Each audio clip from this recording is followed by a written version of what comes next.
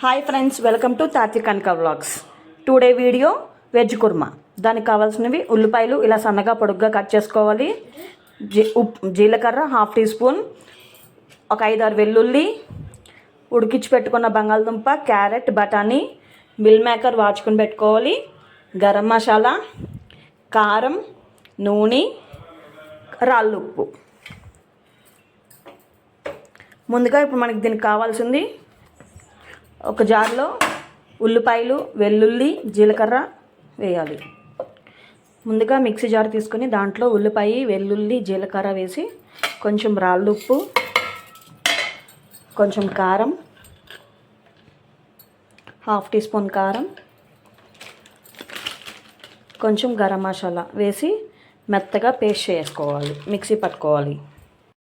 ఇలాగా మిక్సీలో వేస్తున్న ఉల్లిపాయ, వెల్లుల్లి, జీలకర్ర, గరం మసాలా, ఉప్పు, కారం వేసుకుందాన్ని ఇలా మెత్తగా పేస్ట్ చేసుకోవాలి. ఇప్పుడు దీన్ని స్టవ్ వెలిగించుకొని 2 or 3 స్పూన్స్ ఆయిల్ వేసుకొని ఒక బాండీ పెట్టుకొని 2 or 3 స్పూన్స్ ఆయిల్ వేసుకోవాలి.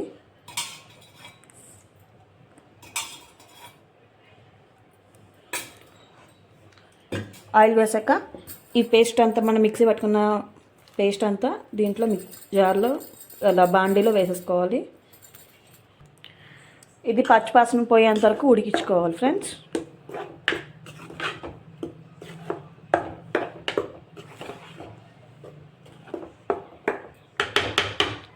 ఇదంతా పచ్చివాసన పోవాలి.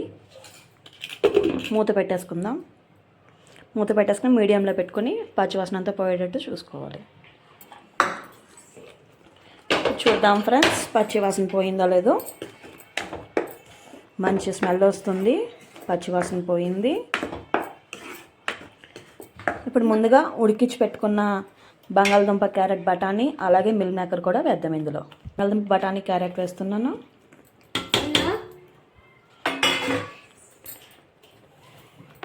అలాగే మిల్ మేకర్ కూడా వేయాలి.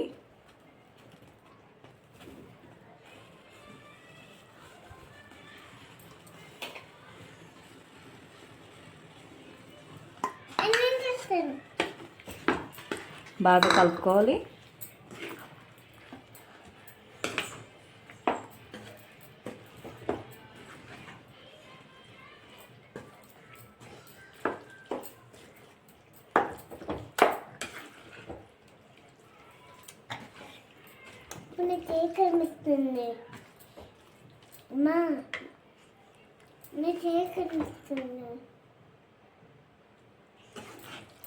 దీన్ని బాగా కలుపుకోవాలి ఫ్రెండ్స్. కలుపుకున్న తర్వాత మూత పెట్టేసి కొంచెం వాటర్ వేసుకోవాలి.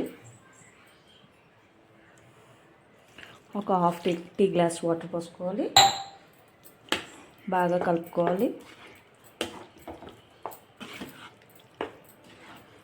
దీన్ని ఒక 2 or 3 minutes మూత పెట్టేసి ఉడికిద్దాం.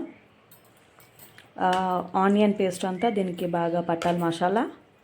ఒక 2 or 3 minutes మూత పెట్టేసి కొంచెం ఉడికిద్దాం.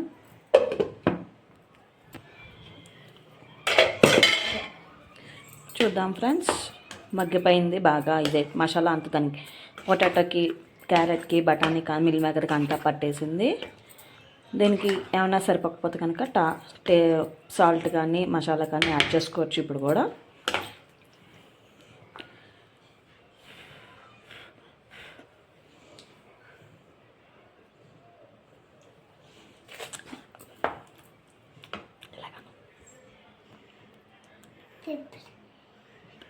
మా అమ్మ అయితే టేస్ట్ చూసింది, బాగుందంట.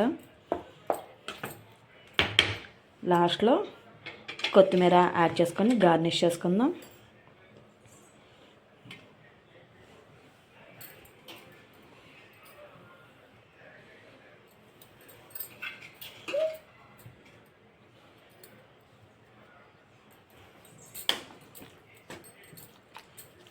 ఈ కొత్తిమీర కావాలంటే మనం ఉల్లిపాయలు మిక్సీ పట్టే దాంట్లో కూడా వేసుకోవచ్చు.